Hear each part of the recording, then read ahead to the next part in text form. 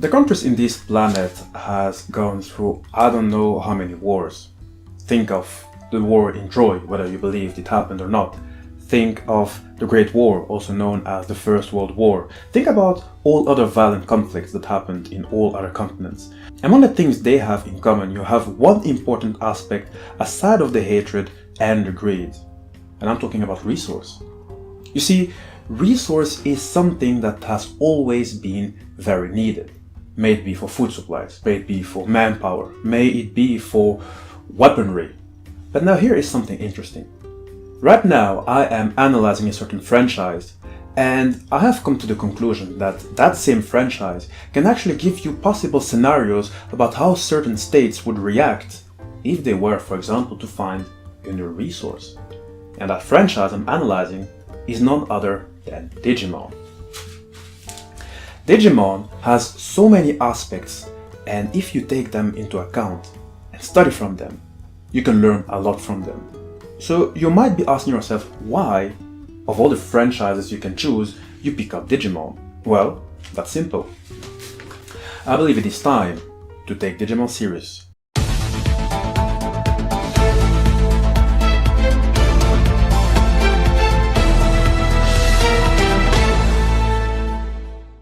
Welcome to Nostalgia 925. I am Nostalgia 925, and in this video we are going to analyze a certain aspect, a certain resource in the Digimon franchise, maybe a little bit how a certain channel on YouTube is doing it for other franchises, and I am talking about the game theorist. And this channel is so awesome.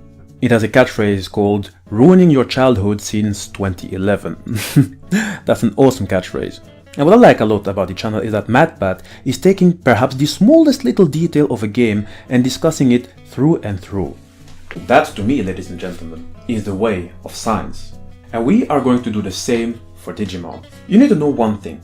Digimon has taught us so many things. It has taught us how angels and devils are portrayed in the various religions. In fact, it has taught us about many religions that I didn't even know existed. I will link the video in the description box. Digimon has taught us about mythology, biology, science even. And now I think that it is time to also discuss its political aspect, because there are many very interesting aspects politically based in Digimon that I am sure you will end up liking it if you just try and pay attention. Maybe a little bit, it's going to be just fine. I, Nostalgia 925, will guide you through it, and that's why I began this little series called Digi News, Digimon News, Flash News, I don't really know how to call it. But now, as I said in the beginning, you see, resources has basically always been mankind's biggest flaw. Because there's one aspect about mankind which always came back during the centuries, it's called greed. People have never enough and they always want something more. We've secured the oil and therefore a small number of US troops will remain in the area, even though it may find itself at the other side of the planet. Now, it is actually very good that Mr. President Donald Trump talked about oil. You see, oil is a resource, also known as the black gold. And speaking of gold, right now I'm working on a master thesis about conflict minerals. And conflict minerals, as defined by the US legislation, currently include the metals tantalum, tin, tungsten and gold. With those you can have the luxury to use the same phone or laptop you are using to hearing what I am saying. A lot of these so-called conflict minerals come from DRC Congo, where I am originally from. Now again, 3TG stands for tantalum, tin, tungsten and gold, except that gold is not a mineral, it is considered a precious metal. And you know what else is a precious metal? Chrome DIGIZOID. A precious piece of metal that boasts a certain hardness that... You know what? Let me not even spoil you, let us hear what my Digimon colleague ZeroDex said about it. Chrome Digizoid is a rare and strong type of metal found in the digital world. A lot of powerful Digimon use Chrome Digizoid as either armor or weapons. Chrome Digizoid is actually derived from a Hanglong ore. Hanglong ore is a virtual ore that boasts absolute hardness. Only Hanglong ore is able to actually scratch Hanglong ore. Because it cannot be compared to any other minerals and metals, it is impossible to measure Hanglong ore's hardness. Now, Zero Dex made a very crazy and beautiful video about it. You can check it out in the description box. But know this, here in Nostalgia 9 to 5 we will do a similar video, and we are even going to go in depth about the certain possibilities about that precious metal, but on certain products we use here on Earth, and see how it can maybe enhance them. Because if you know one thing, yes, we are talking about a virtual metal, but one, we are still imagining a what if scenario. What if we were to find a new resource?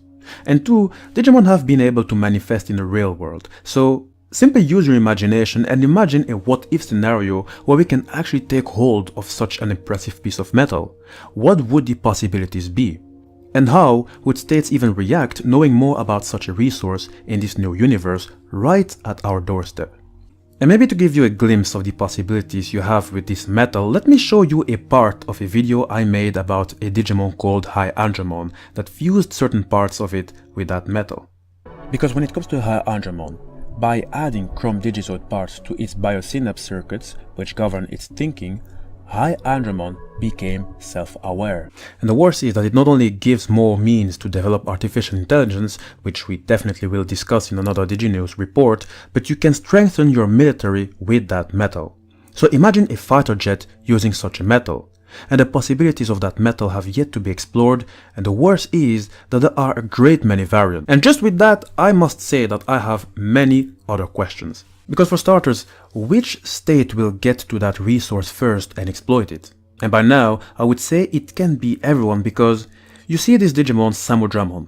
It is a Digimon that was discovered within a neglected Oriental computer, meaning that the Middle East should basically be aware of a Digimon universe, and it only is a matter of time before they venture into it and come across such a precious metal as Chrome Digizoid. Pokemon is a Digimon that was born thanks to a British hacker. It is only a matter of time before England will inform their allies about such a universe, and if they do not, you can bet that the others will somehow eventually be aware of it. But especially with today's trade war with China and nuclear questions, today's atmosphere only shows a certain need to find something to replace what they already have in order to have some means to shake the geopolitical balance to their advantage. Chrome Digizoid would probably serve as a good substitute, don't you think? And you cannot forget, the Digimon universe is basically free from any international lawmaking, as we are talking about a universe that has no geographical location on our globe. Different laws will have to be made, but the question is, how will it happen when you realize that basically any country can have access to those newer grounds, with fresh water as far as I know, and resources that can help enhance your arsenal? Besides, you don't really need to look too far. Similar stories already happened in the North Pole, and potentially for the Moon and Mars if we manage to somehow get there.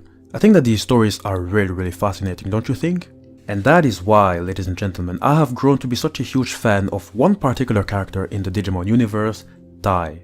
He ended up becoming a diplomat to serve as a bridge between the Digimon world and the real world, and I myself am studying diplomacy, so I'm kind of following his footsteps. And I used to watch the anime when I was in elementary, so in the end he became sort of like an inspiration figure. I'm very happy for it. Now I have a very last question before leaving you. I only gave you the perspective of us humans trying to explore the resources in the Digimon universe, right? But now here is my question. Would humans be strong enough to face the Digimon universe and get those resources? This is a question we will answer in the next DigiNews. My name is Nostalgia 9 to 5 and I'll see you next time. Hey guys, I hope you enjoyed this video. This is something new for me, so I really will appreciate your likes and your comments, because in the end, it is your comments that give me the inspiration to keep on making these videos. It is the first episode of a new series, so I'm very excited for it, and I will make sure to add even more international law and more politics into it. I am sure you guys will love it, because you might learn a bit more than you may think. For those who are new, know that all my videos are placed in specific playlists which I always update. That way you can all catch up on the newest and the oldest videos.